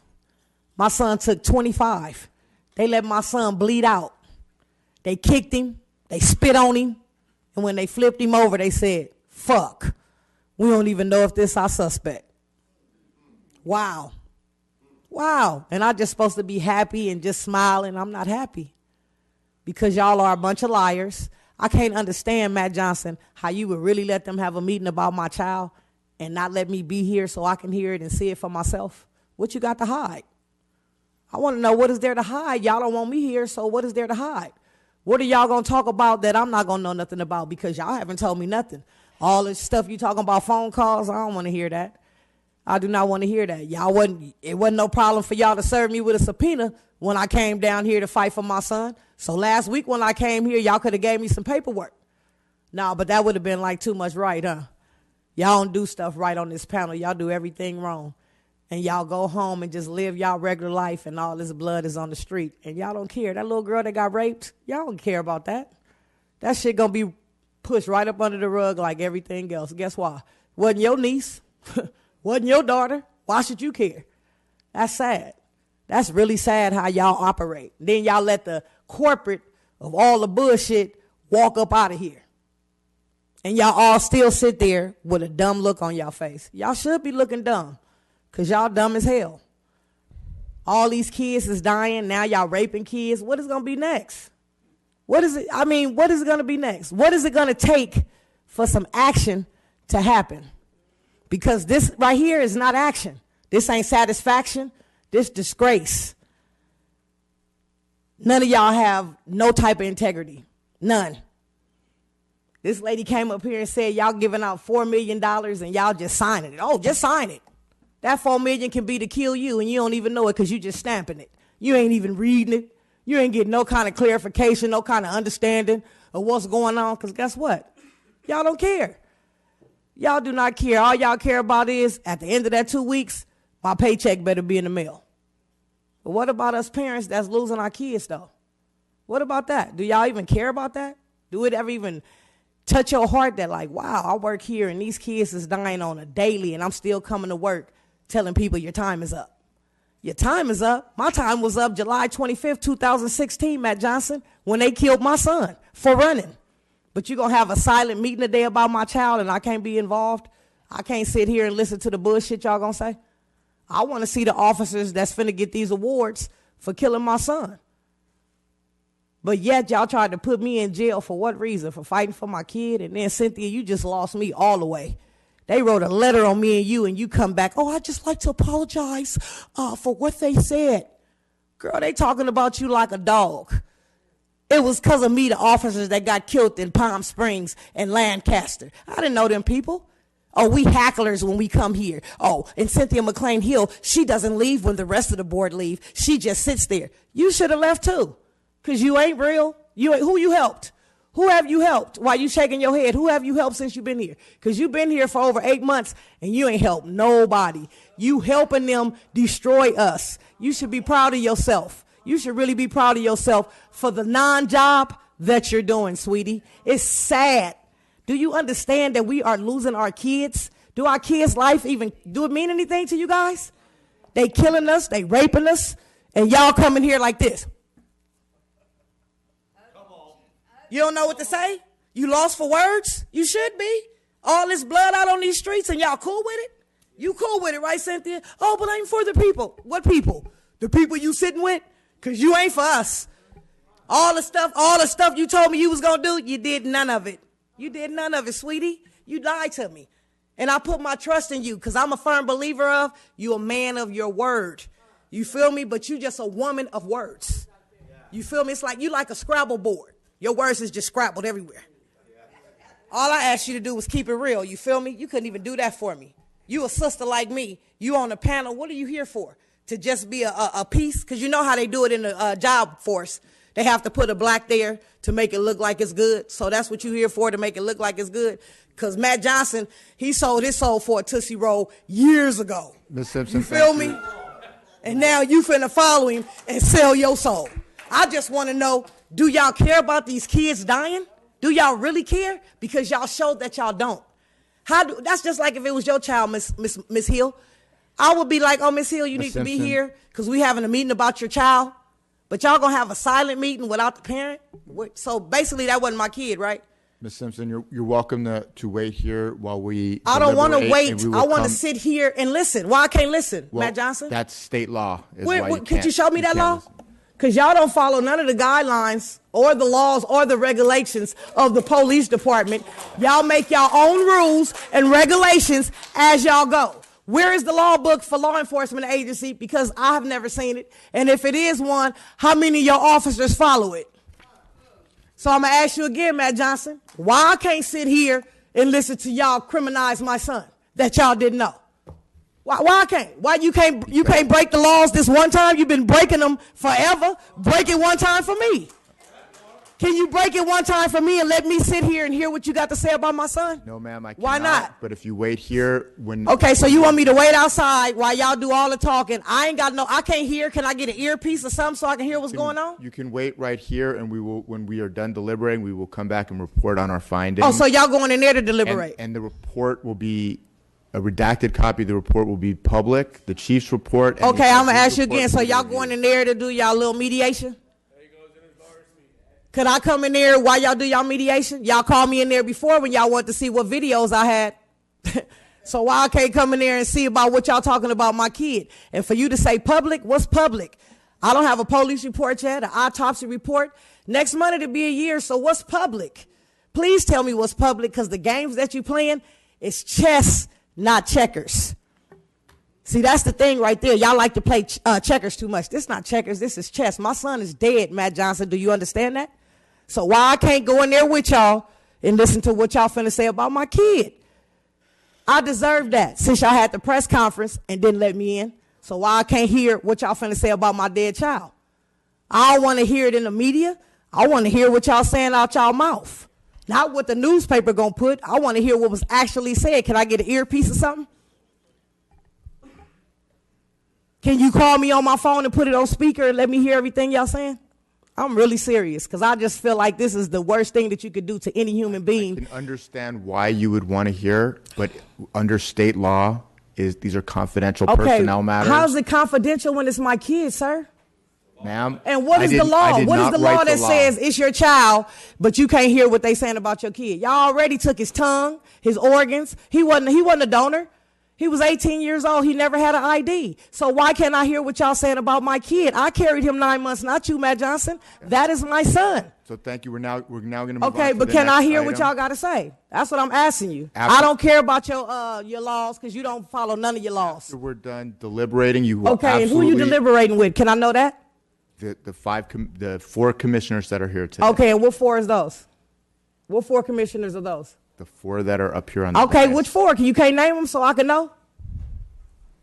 You, Cynthia. Tim McLean Hill. Shane Goldsmith. And who else? And Sandra Figueroa Villa. Okay. And so what y'all going to talk about in this meeting?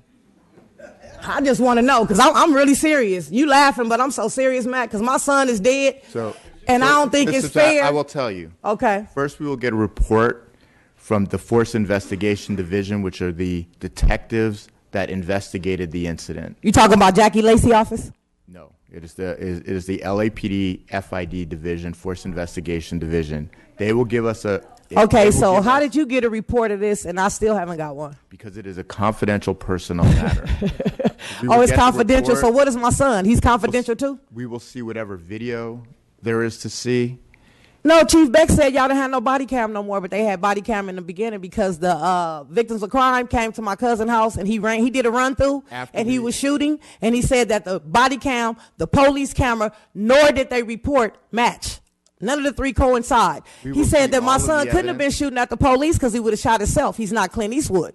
So I'm saying, what are y'all finna talk about in this meeting when y'all supposedly know nothing about this case, but now all of a sudden, y'all 4 gonna be the mediator of my son's case? I got another question for you, a better question than that. How much they pay you, Matt? They pay. How much they pay you? All of the commissioners are paid nothing for this role. No, I'm It's a saying, volunteer hold up. position. I'm not saying about your role as a commissioner. I want to know how much did they pay you to dummy down this shit you about to go do in that room? How much did you get paid for you to say, oh, our police officers were in policy? Madam Secretary, let's go on to the next item. So Yeah, you don't want to hear that, huh? There are no that's other just cards on too this right item, for sir. you, huh? We're now in the closed session items. We have a card for 5A1. You scandalous, boy. 5A3 and 5B. For 5A1, we have Audrey George. 5AB, 5-1, 5A, 5A, 5 this, 5 that, 5 to hell. You lying. But I see you, though, Matt. You feel me? You a cold brother, though. I like your acting that you do. You should get an Oscar this year. Because you doing real good at sticking dick to your niggas. That. Audrey George, please.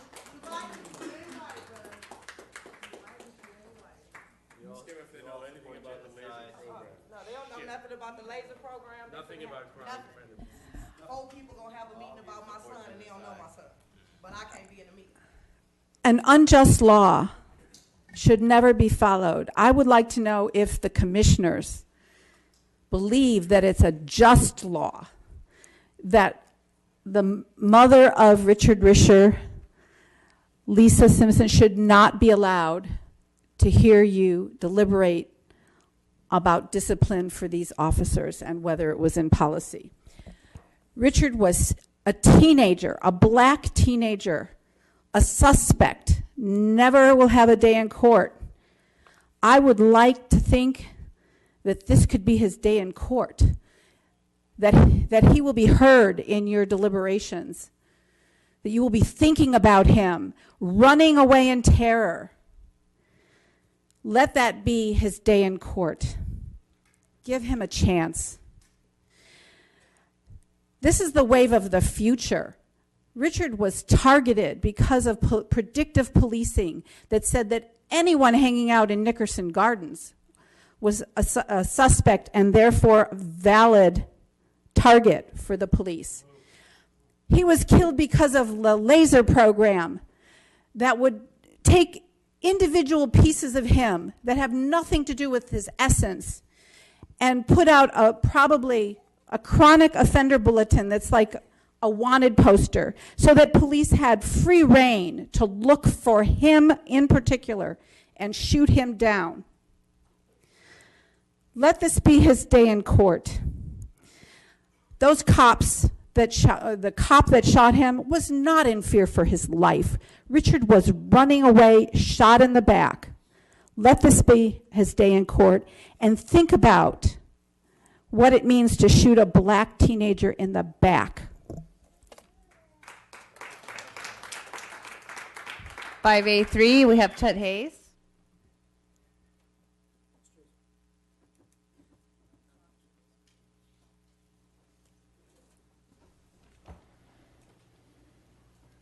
What item is this? 5A3, OIS K9. Is this about the officer-involved shooting? The dog. Officer-involved shooting K9 dog. Okay, yeah. The dog. Well, this confuses me because it says officer-involved shooting K9. K9's a dog. The dog didn't shoot anybody. And that's what's confusing. Did the dog attack someone and that someone was shot by the officer? What does this mean? No answer? They don't know. Look, I have no dog. I'm not a fan of dogs, actually, that much. I've had dogs in my young life.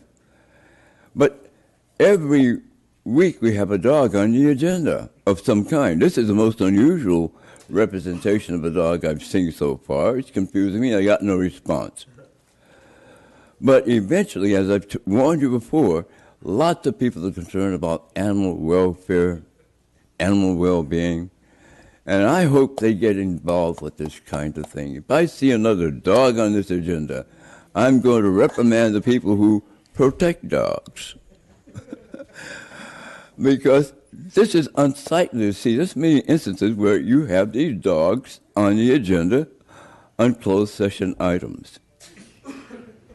So I still have no idea what this means. Mr. Tiefenk, I would like to review this session and the session before. All right? I'd like to hear it once again. Thank you. Okay, and then we have Chet Hayes for 5B, please. I don't know how many people missed this, but the chief of police is on the agenda twice. Yeah, I saw that. Okay, on a disciplinary thing. But it goes back. That's why he left. It goes back 3 years. Put his puppet in his seat. Fire Charlie Beck. Prosecute Charlie Beck. It goes back 3 years, and all complaints are supposed to be resolved within 1 year's time. So I don't know whether this is an attempt to gang up on Charlie and bring up some old beef and complaints they've had against him. But these complaints go back 3 and 2 years. Now, if what they said is in the Daily News about he said the rape, it was consensual, so that means it was not a rape, and everyone knows that's not true. Everyone except the chief of police? So I don't know whether these guys are conspired to find some way to get rid of Charlie or not by having him on the agenda twice, but that might be the case. So you can hold out hope that that's what the case is, and when they go back there and consider disciplining the chief, they'll get rid of the guy.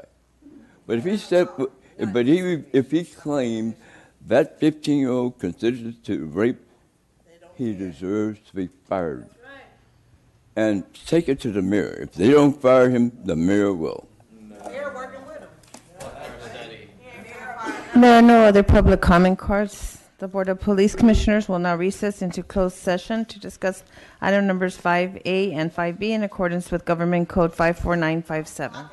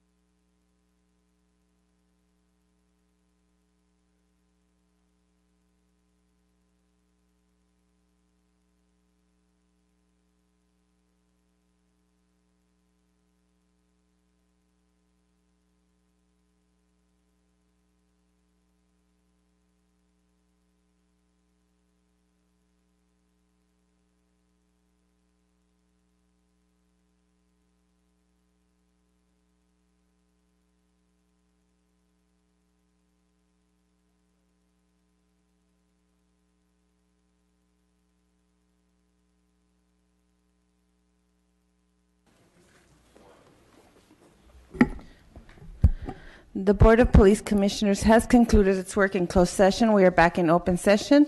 The Executive Director will report out. As to item 5A1, OIS 043-16, Tactics, Administrative Disapproval, 2 Police Officer 2s, Tactical Debrief, 2 Police Officer 2s, Drawing Exhibiting, Impolicy, 4 Police Officer 2s, Lethal Use of Force, Impolicy, 3 Police Officer 2s. Case 045-16.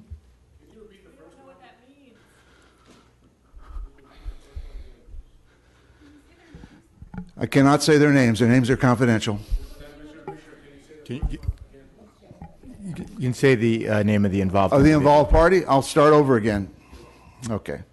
They're listed on the agenda. 5A1, OIS 043-16, involved party, Richard Risher. Chief of Police recommendations were adopted unanimously. Tactics, Administrative Disapproval, 2 Police Officer 2s. Tactical Debrief, 2 Police Officer 2s. Drawing Exhibiting, Impolicy, 4 Police Officer 2s. Lethal Use of Force, Impolicy, 3 Police Officer 2s. Item 5A2, Officer Involved Shooting, 045-16, involved party, O. Gonzalez. Chief of Police recommendations were adopted, which were tactics, tactical debrief, all officers, drawing exhibiting, impolicy, all officers, non-lethal use of force, impolicy, lethal use of force, impolicy, 1 police officer 2. Item 5A3 is corrected to be a canine contact. In that case, the chief's recommendations were adopted unanimously, which were deployment of canine consistent with established criteria, canine contact established within department criteria, and post-contact established within department criteria. As to 5B, adjudicated, both cases number 1 and number 2 were both adjudicated. And that concludes the report. Mr. President, is there a motion to There's a adjourn? motion. I move to close. Motion and second. All in favor? Aye. So, did any one of you ask how they?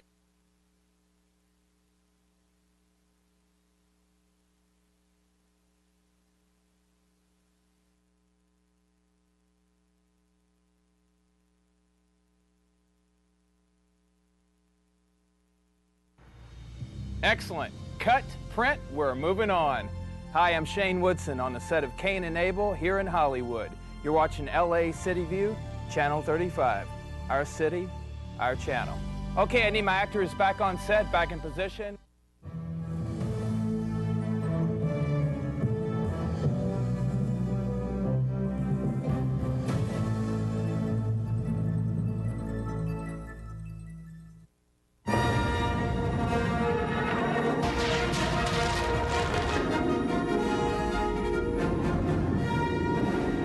Hi, my name is John Goodson, and I work at Industrial Light and Magic, and I'm a concept model maker for Episode 1, The Phantom Menace.